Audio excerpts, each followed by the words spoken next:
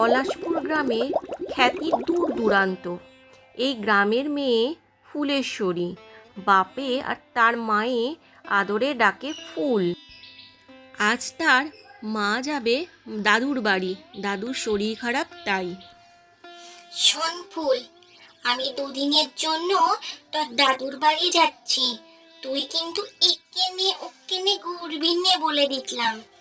আমি এসে যেন কারোর মুখে শুনতে না পাই তুই একেনে ওকেনে ঘুরেছিস, বুঝলি? তুই আর তোর বাপ থাকবি তো? দুদিন একটু দুবেলা ফুটিয়ে খাস মা। আমি দুদিনের মধ্যেই চলে আসবো। জানিসই তো আমার বাপটার খুব শরীর খারাপ, দেখতে যেতে হবে। তাই আমি দুদিন তোর বাপকে বলে ছুটি নিলাম রে এই সংসার থেকে। দুদিন পরেই চলে আসবো। তুই সাবধানে থাকিস। আর ঘরে চাল ডাল সব রেখেছি, তুই সেটা ফুটিয়ে তোর বাপের সঙ্গে খাস। ঠিক আছে মা, খাবো ক্ষণে। তুমি সাবধানে এসো, তাহলেই হবে। তবে তুমি না থাকলে আমার বাড়িতে একদম থাকতে ভালো লাগে না গো মা। তাড়াতাড়ি চলে এসো বনুকে নিয়ে। বোন আর তুমি না থাকলে বাড়িটা খুব ফাঁকা ফাঁকা লাগে মা। তাড়াতাড়ি চলে আসবে, কেমন? এই বলে ফুলেশ্বরী তার বাবার জন্য আর তার জন্য রান্না করতে থাকে। আর কত চিন্তা করতে থাকে, মাটা গেল, ওর একা একা একদম ভালো লাগে না। বোনের সঙ্গে খুনসুটি আর চারিদিক এদিক ওদিক ঝাঁপিয়ে বেড়ানো এই ফুলেশ্বরীর কাজ। চারিদিকে ঘুরে বেড়ায়। গ্রামের কোনো মানুষ এমন নেই যে ফুলেশ্বরীকে ভালোবাসে না। সবাই ভালোবাসে তার স্বভাবের জন্য। খুব ভালো মেয়ে, যেমন সরল তার মন আর তেমনি উদারতা তার মনের ভেতরে। এদিকে শহরে থাকেন সাহেবপনা করা এক যুবক পলাশ বসু। নাম শুনলেই মনে হয় একেবারে আধুনিক, মার্জিত, একেবারে এয়ার কন্ডিশনের মানুষ। মাধ্যমিক পাশের পর সে বড় শহরে গিয়ে বড় অফিসার হয়েছে। বাবা মার ইচ্ছায় এবার বিয়ের পাত্রী খুঁজছিলেন। গ্রামে আসছেন তার বন্ধু রতনের বাড়িতে। তারা একসাথে কাজ করে একই অফিসে।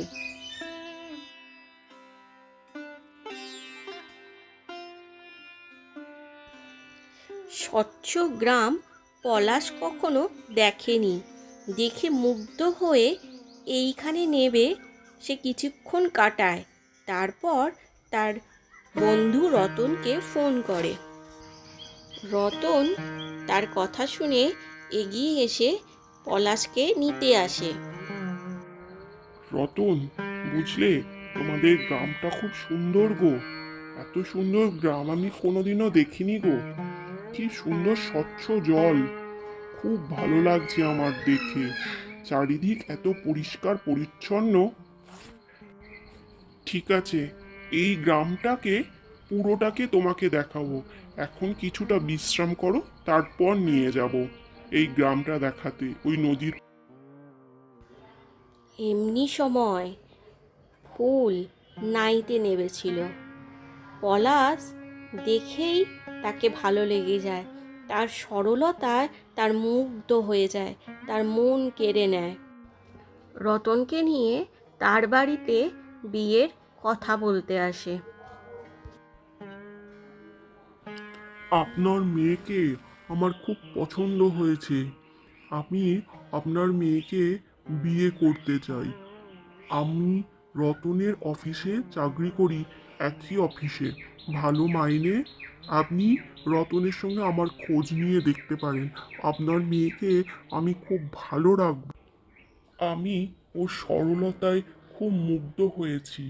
অনেক দিন ধরেই আমার বাবা মা আমার জন্য পাত্রী দেখছিলেন, কিন্তু আমার কাউকে পছন্দ হয়নি। আমার ফুলকে খুব পছন্দ হয়েছে, তাই বলছিলাম আপনারা যদি দেন। রতন আমাদের গ্রামের ছেলে, ওকে আমরা অবিশ্বাস করি নে। কিন্তু আমার মেয়ে খুব সরল, ও শহরের কিছুই বোঝে না, তাই একটু ভাবছিলাম। তবে আমার তোমাদের বিয়েতে সম্মতি আছে বাবা। তুমি যদি ওকে নিয়ে সবকিছু শিখিয়ে পড়িয়ে নাও তবে ভালোই হবে। আমি তো ওর জন্য পাত্র দেখছিলামই, তোমার মতো পাত্র হলে আর কেমন মন্দ হবে, খুবই ভালো হবে। এই বলে পলাশ ও ফুলের বিয়ে হয়ে গেল। আমরা এখন আসি বাবা, অনেকটা দূর যেতে হবে তো, তাই আমাদের একটু বেলাবেলি বেরোলেই ভালো হয়। আমাদের হ্যাঁ বাবা, তোমরা বেরিয়ে পড়ো, পথে ঘাটের ব্যাপার, দূর পথ, তোমাকেই তো চালিয়ে যেতে হবে, কিন্তু তোমার সঙ্গে সেভাবে আসেনি। ঠিক আছে, তোমরা এসো, আমাদের ঘর ফাঁকা হয়ে রইল আমার ফুলের জন্য। এইভাবেই পলাশ ফুলকে নিয়ে চলে যায়। পলাশ ফুল একসঙ্গে যায় তার নতুন শ্বশুর বাড়িতে। ফুল কোনোদিনও গাড়ি চড়েনি, তাই গাড়িটা চড়তে চড়তে সে চতুর্দিকে অবাক দৃষ্টিতে দেখতে থাকে। পথ ঘাট, শহরের বিল্ডিং, সমস্ত কিছু তার সমস্তটা অজানা, অচেনা এক অজানা জগতে সে চলছে তার পলাশের সঙ্গে। ফুল এবার কি করবে দেখা যাক। সে কোনোদিনও লিফটে চড়েনি, সে এটাকে বাথরুম ভেবে দাঁড়িয়ে আছে। ওহো, এখানে দাঁড়িয়ে আছো কেন? এটাকে লিফট বলে। চলো উপরে, আমি আর তুমি যাই। আমার উপরে ফ্ল্যাট আছে কেনা, 5th ফ্লোরে।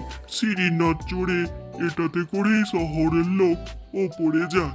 তোমাকে আজকে ফার্স্ট টাইম লিফট চড়াবো, চলো। এই বলে ফুল অনিচ্ছা সত্ত্বেও লিফটে চড়ল সিঁড়ি ছাড়া। তার কিন্তু এইটা প্রথমবার লিফটে করে সে ওপরে যাবে। আমি রান্না করব, কিন্তু কিছুই তো দেখতে পাচ্ছি না এখানে। কিসে রান্না করব? হাঁড়ি দিয়েছে মা একটা, ওই হাঁড়িতে বসিয়ে দিই চাল ডাল, খিচুড়ি রেঁধে খাইয়ে দিই, কেমন হবে বলো? কাঠকুটো কাটা আছে কি? কাঠের জালে রান্না করব তো, নাকি তোমাদের এখানে পাশে কোনো বাগান আছে, সেখান থেকে কাঠ এনে রান্না করতে হবে কুটিয়ে? বলো আমাকে, কোথায় বাগান আছে সেখানে যাই, গিয়ে দুটো কাঠ জড়ো করে নিয়ে আসি। নালে রাঁধবো কিসে, খাবোই বা কি? আর তুমি খেয়ে অফিসেই বা বেরোবে কি করে? আরে বোকা, এইটাই হচ্ছে গ্যাস। এর ওপরেই তোমাকে রান্নার অভ্যাস করতে হবে, বুঝলে? ফুল, আমি গ্যাসটা জ্বালিয়ে দিয়ে বাথরুমে যাচ্ছি। তুমি বসাও দেখি, যা বলছিলে একটু খিচুড়ি। এই বলে পলাশ বাথরুমে চলে যায় আর ফুল রাঁধতে থাকে। কি জানি বাবা, এটা কি জিনিস, কিরকম রান্না হবে? আমার তো কাঠের জালেই রান্না করে অভ্যাস, এটাতে ঠিকঠাক রান্নাটা নাবাতে পারবো তো? খুব চিন্তা হচ্ছে। সব শেষ হয়ে গেল গো, ভাতের প্যানটা, ভাতের হাঁড়িটা সব পেটে গেল গো। আমি কি করবো গো? সমস্ত কিছু নষ্ট করে ফেললাম আমি। কি হবে এবার? কি খাবো আমরা? কোথায় যাব? কি হবে? কি হবে এবার? কেন হলো এরকম? আমি কতবার বললাম যে আমাকে কাঠ এনে দাও, আমি এই সবে রান্না করতে পারি না, তারপরেও তুমি এরকম করলে, শুনলে না কথা। আমি কি করবো এবার? গ্যাসে কেউ মাটির হাঁড়ি বসায় বোকা? ঠিক আছে, তোমাকে অত চিন্তা করতে হবে না। আমি বাইরে থেকে খাবার অর্ডার করে দিচ্ছি, দুজনে মিলে আজকে বসে খাওয়াবো। আমারই ভুল, আমি যদি তোমাকে দেখিয়ে দিতাম তুমি এরকম ভুল করতে না। এরপর থেকে আর হবে না। আমি সব সময় তোমার খেয়াল রাখবো, ঠিক আছে?